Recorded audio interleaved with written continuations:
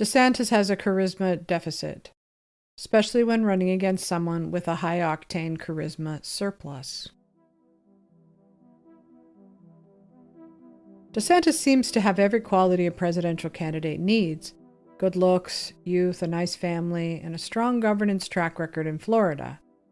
What he doesn't have, however, is more charisma than his chief rival, Donald Trump. To be fair, not many candidates, or people for that matter, have as much charisma as Trump does. It's a once-in-a-generation thing that defies explanation. It's just there. Even those who hate him can't stop watching him. It's not his looks particularly, or his speeches. It's the X factor you can't buy or attain.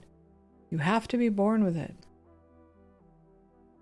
In case you're wondering why Bootgate and other trivial stories about Rob DeSantis have landed, it's simply that he has a slight charisma deficit, which means it's not exactly water off a duck's back. It sticks and threatens to become the only thing people think about when they picture him in their minds. Presidential candidates get defined by funny things. And for some reason, people have a lot of questions about Ron DeSantis' cowboy boots. But people do wear cowboy boots with a suit. That's right. So I'm not going to fly. Okay, that's just a crazy thing. We're proud of it. But there were no cowboys in Florida, Ron. Oh, yeah, you should try Florida. We're one of the top cattle states in America. Once Really? you go from the beach, you go to the interior of Florida, nothing but cattle ranches. Why don't you wear tennis shoes and dress shoes? I do wear tennis shoes when I work out. Yeah, 100%. You do? Yep. Okay. Okay, so what was missing from all of those sound bites was the discussion about whether or not Ron DeSantis' cowboy boots were designed specifically to make him taller. And a lot of people on social media have suggested that he has devices inside his cowboy boots that could add 3, 4, 5 inches to his height. Nobody would have dreamed that about Ronald Reagan or Bill Clinton or George W. Bush. Bush wore cowboy boots all the time, as did Reagan. But the very fact that we're talking about it is a problem for Ron DeSantis. News Nation contributor, founding editor at Mediaite, Colby Hall, is here. Colby, I think the bigger problem, right, is that it's could kind of be believable. Like, you don't just dismiss it out of hand when you hear that it could be a 5-inch heel. No, not at all. There's definitely sort of like you raise your eyebrows and you think, yeah, it's possible. I think it's appropriate that we're talking about this issue on Halloween because political theater comes with costumes. And I mean, Ron DeSantis claims that he's 5'11". His old roster when he played baseball for Yale said as much. People fudge their height. There's never been in modern times a president that was elected that was smaller than 5'11". So I think it appears as though he's giving himself a little bit of a lift. But you know what? Joe Biden has hair implants and Ivanka Trump has a chin implant, I think. So, is it what he's doing bad? It sort of comes par for the course. I think your point is that it's tough for him that he's getting defined by this. That's the tough thing. Well, I guess it's one of those. To me, it's one of those things, though. It's sort of the knock on him is that he's inauthentic, right? That he's playing the role. He'll do anything for the role. And once you get branded like that, then it's really hard to shake it. I think about past presidents who've gone that way, or past presidential candidates. John Kerry windsurfing. The thought was that he was an elitist jerk. And then he's out windsurfing off the coast of Nantucket, and everybody goes, oh, well, that's what the rich people do on their summer vacation. There's Michael Dukakis. He was, fighting the wimp factor in more ways than one, or the dunce issue. And there he is in a tank with a helmet on. And it plays into the narrative where if it was the very same kind of knock on a different man that was perceived differently, it'd kind of be dismissed. Or with Ivanka Trump, everybody sort of accepted as a thing. Well, absolutely right. It's sort of every sort of stereotype or kind of caricature exists because there's a whiff of truth, right? And so if we thought differently of DeSantis to begin with, this wouldn't really have lasting power. But the fact that he has this sort of, inability to connect and perhaps inauthenticity, and these videos of him walking funny as though he's walking like on his tippy toes in cowboy boots. And there was also the white boots that he wore when he went to the disaster area that just looked sort of strange. Unfortunately for DeSantis, every time we see him now on a campaign event, we're going to be thinking like, is he really that tall? Or these? There was an image where he was standing next to Tiger Woods, and he was taller than Tiger Woods. Tiger Woods is 6'1", like that's legit. I don't think he's 6'1". So is he wearing lifts? No, Probably. There's the picture of where he's walking, and his gait just doesn't look normal. You look at it. Having charisma deflects those kinds of attacks. Think of all the incoming Trump has taken over the past 7 years about his hair, his weight, his hands, his penis. Yes, that happened.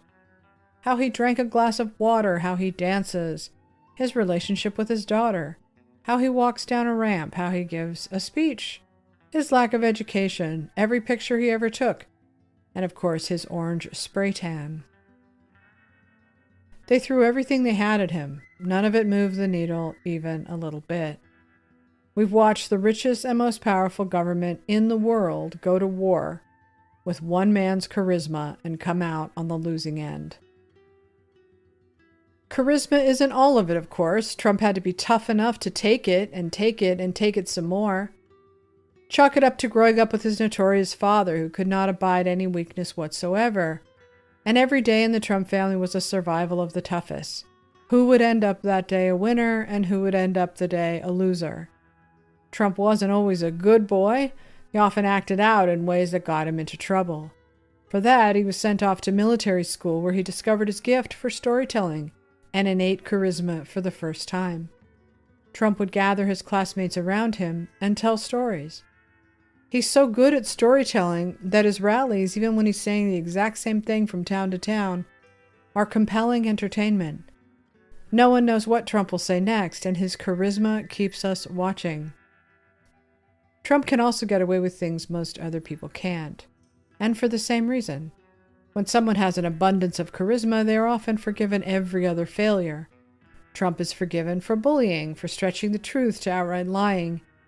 He's forgiven for getting things wrong, like typos or spelling errors.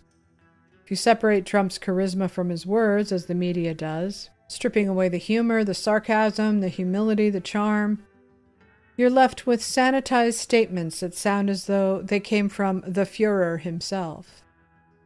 And that's been the whole game for 7 agonizing years, watching them cherry-pick and misinterpret everything Trump says. Did he say it? Yes. But stripping away the context and his natural-born charisma means the words have a different meaning. This is why emojis were invented, as a way to patch what social media strips away, our evolved trait of interpreting each other's intent. "I'm going to shoot everyone in this place," says the boy holding a water gun. The words say one thing, but the meaning is entirely different.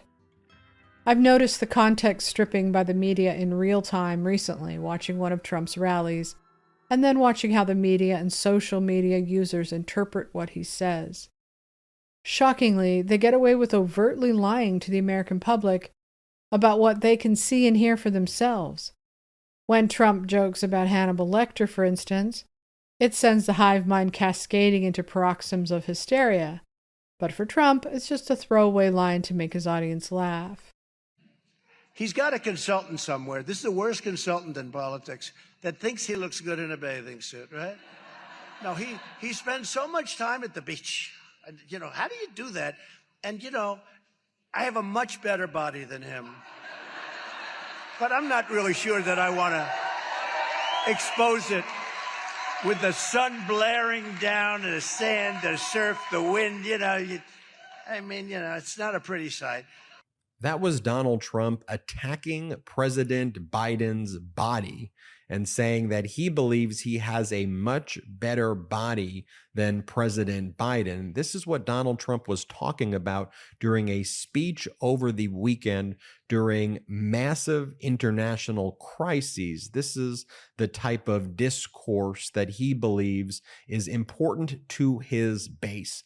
I'm Ben Meiselas from the Midas Touch Network. I want to show you 2 speeches that Donald Trump gave in Iowa over the weekend to just show how dangerous, how disqualifying, how problematic, how utterly bizarre these speeches are that his base just loves and just keeps eating up. And then I want to compare that to what President Biden was saying and doing over the weekend during the same period of time. So in addition to saying that he believes he has a much better body than President Biden, here is Donald Trump attacking the retired military general Mark Milley, former chairman of the Joint Chiefs of Staff, who Donald Trump just recently threatened to execute and on a social media post said to be continued. Play the clip.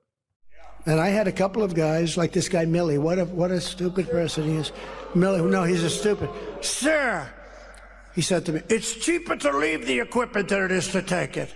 And is Donald Trump talking about issues? Is he talking about prescription drug prices? Is he talking about protecting Social Security or education or issues that are important to seniors or students? Is he saying any of that?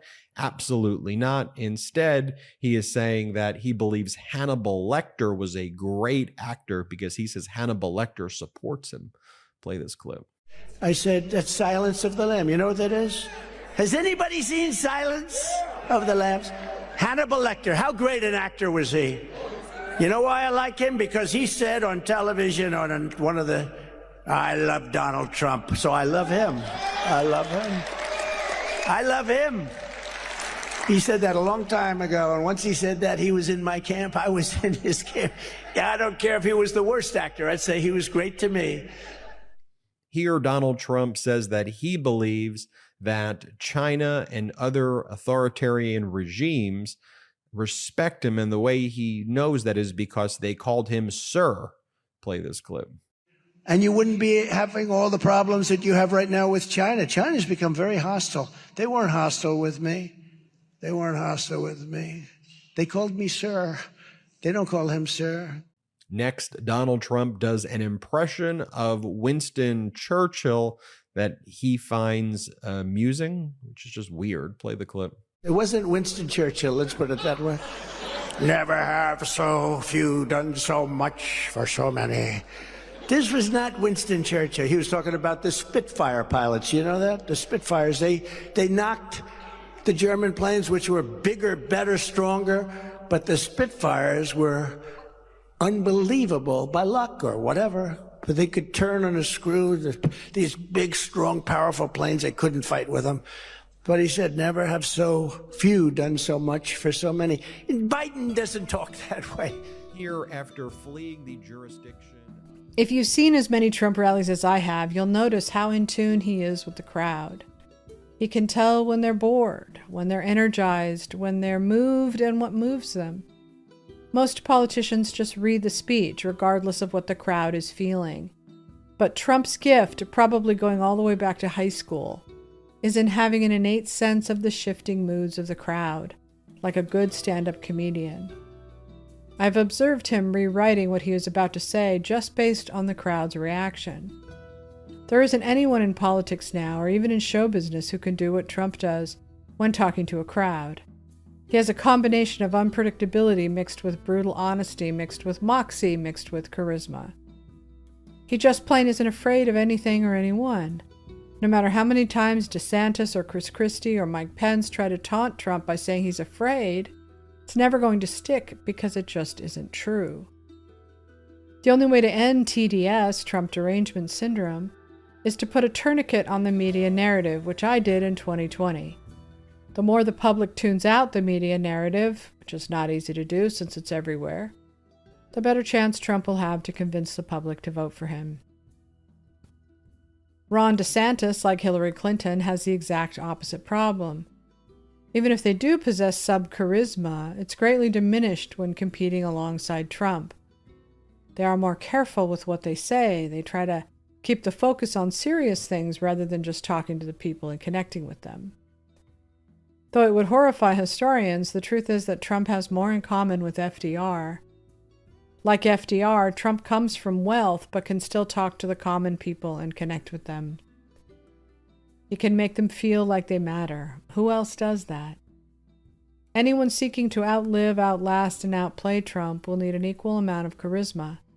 Unfortunately for DeSantis, the negative stuff sticks more than it should because he wasn't blessed with that charisma.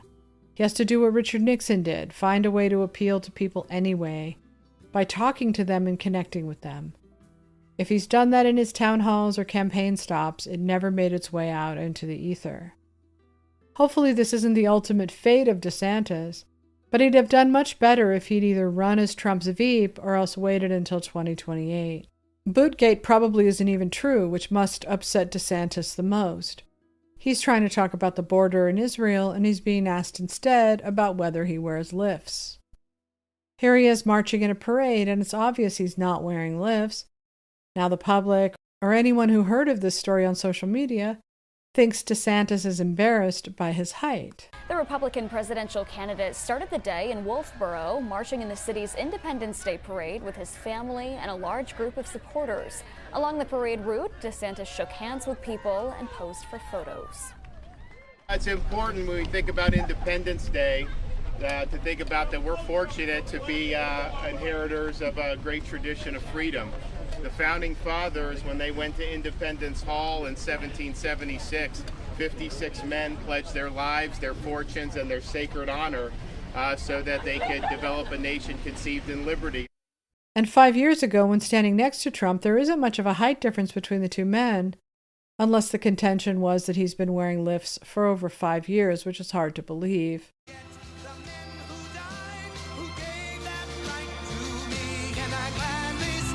Covering election 2018, Florida, the center of national politics tonight, with Donald Trump's rally in Tampa. Northeast Florida's Ron DeSantis on the west coast of Florida so he could stand side by side with President Trump and receive an in-person endorsement. For podcast listeners, a picture of Trump endorsing DeSantis. DeSantis up against Biden or Harris would come off as more charismatic. But up against Trump, I'm afraid, it's like the moon running against the sun. It's no contest. Charisma is more than surviving taunts about eating pudding with fingers or wearing lifts in his shoes or his awkward smiles at debates. It's also about watchability, magnetism, and where those eyeballs are going in a competitive landscape like ours. DeSantis and the Internet. By now, DeSantis should have more followers on YouTube than 28,000. The views on his videos are so low that you'd think he was an amateur in politics, a nobody. But he's not. He's become, or so the media would tell us, Trump's main rival for the nomination. But based on what exactly? Here is a pretty good campaign ad. While Biden fails, DeSantis leads. The DeSantis administration has launched an evacuation. Safely evacuated hundreds of stranded Americans out of Israel. After a catastrophic hurricane, they said it would take over 6 months. But DeSantis got people back in their homes and rebuilt bridges in just days. And DeSantis deployed troops to the southern border to stop the invasion. Ron DeSantis, he will fight for you, he will win for us, and he will lead America's comeback. I'm Ron DeSantis, and I approve this message. Only 6,000 people have viewed the video. It never went viral. It was never embedded anywhere. Here's another video. If you look at our record on issues related to Israel and supporting the Jewish community, it is second to none. The new administration needs to move our embassy from Tel Aviv to Jerusalem in a show of solidarity with our friends in Israel. Governor Ron DeSantis is taking a stand for the Jewish community. Today in Boca Raton, he said he will pledge at least $2 million for Jewish school security. Governor Ron DeSantis is continuing his historic trade and travel mission in Israel. A packed week of history-making in many ways. The governor presided over Florida's first out-of-the-country cabinet meeting at the U.S. Embassy in Jerusalem during a week-long trip to forge trade and development connections. Governor DeSantis has made Florida the freest among the most prosperous states in the union, pushing through universal school choice. There are still thousands of Americans in Israel. Trying to make it back home to the U.S. and get out of Israel. Airlines have cut the service to and from Tel Aviv. Here in Florida, the DeSantis administration launched evacuation operations, and last night we met with folks who finally made it home. More than 270 Americans evacuated from Israel are back in the United States. As president, the number of people we will bring in from Gaza is 0.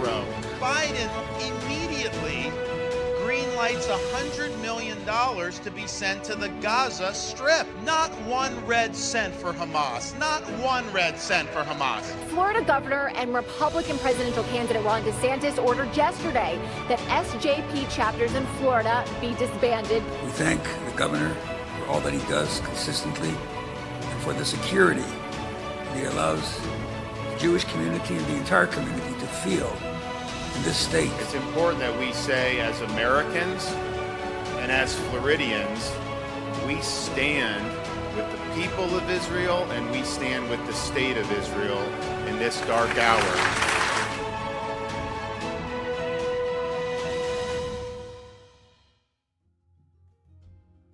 As good as his campaign ads are, as strong as a candidate he seems to be, the public is just not tuned into this channel right now in 2023. To make matters worse, his strategy of attacking Trump and MAGA, especially after Trump's gracious endorsement of his candidacy in Florida, was an easy way to alienate the Republican base. DeSantis or Chris Christie or Mike Pence or any of these guys haven't learned the lesson that you can't defeat Trump by getting into a public fight with him. This is Trump's comfort zone. He comes at politics like an MMA fighter and is prepared for a fight.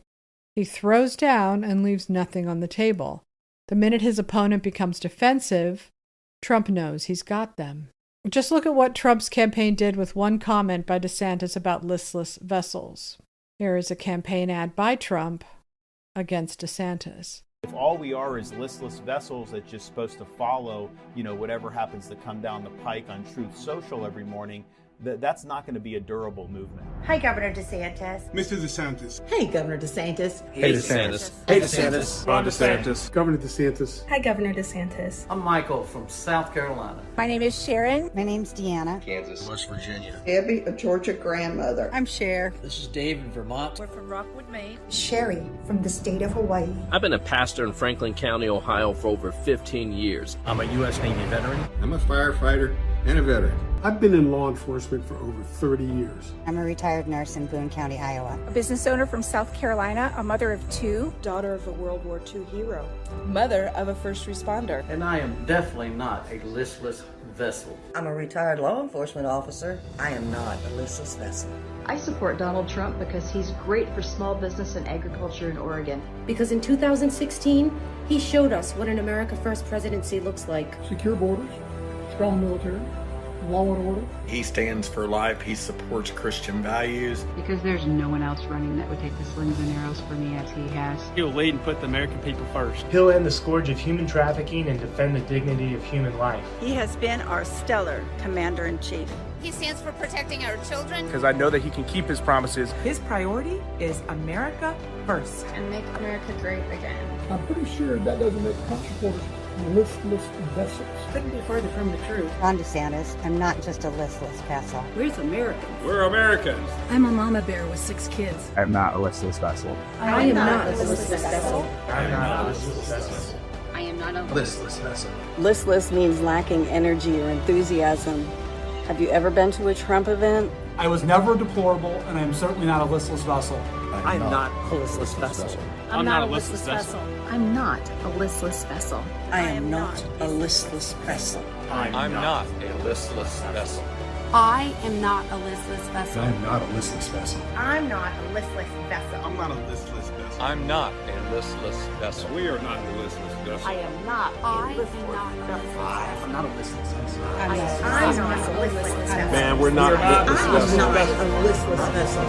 I'm not a listless vessel. DeSantis, we are not listless vessels. We are patriots that love this country, and we voted for Trump in 2020, and we're going to vote for him again in 2024.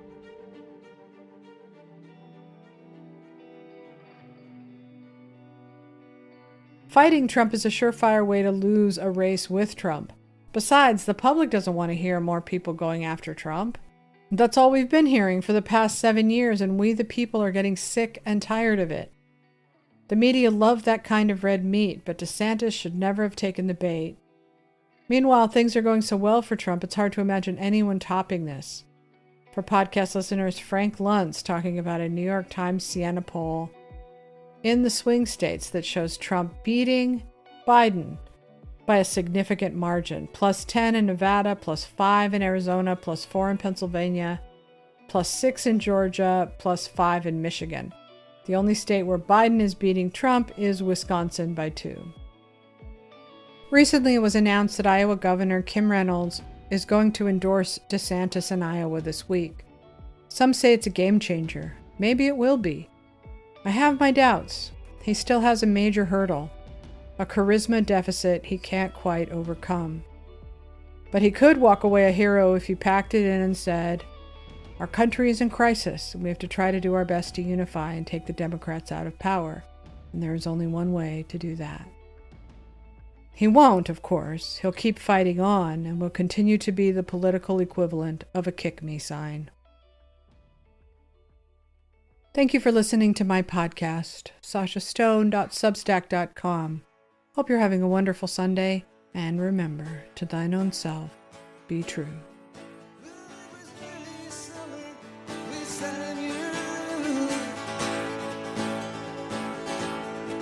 We smoked cigarettes, we stared at the moon. They showed you stars you never could see. It couldn't have been that easy to forget about me. Only time meant nothing, anything seemed real.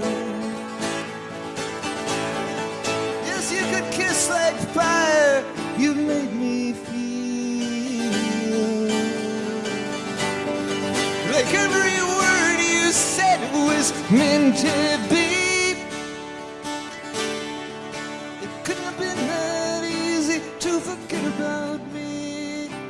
Baby, even the losers get lucky sometimes. Even the losers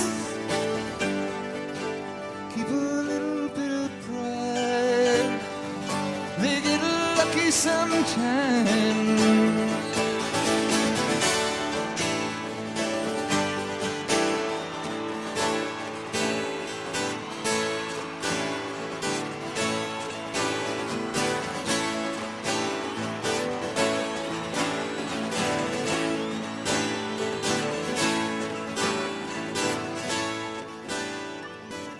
Cars park on the overpass, rocks hit the water like broken glass. I should have known right then it was too good to last. God, it's such a drag when you live in the past.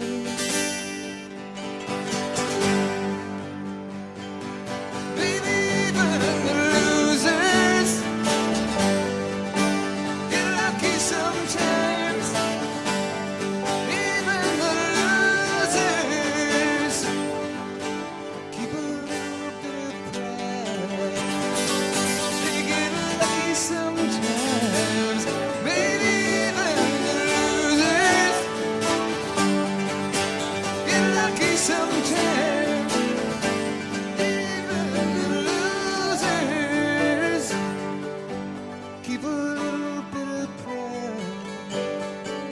They get lucky sometimes.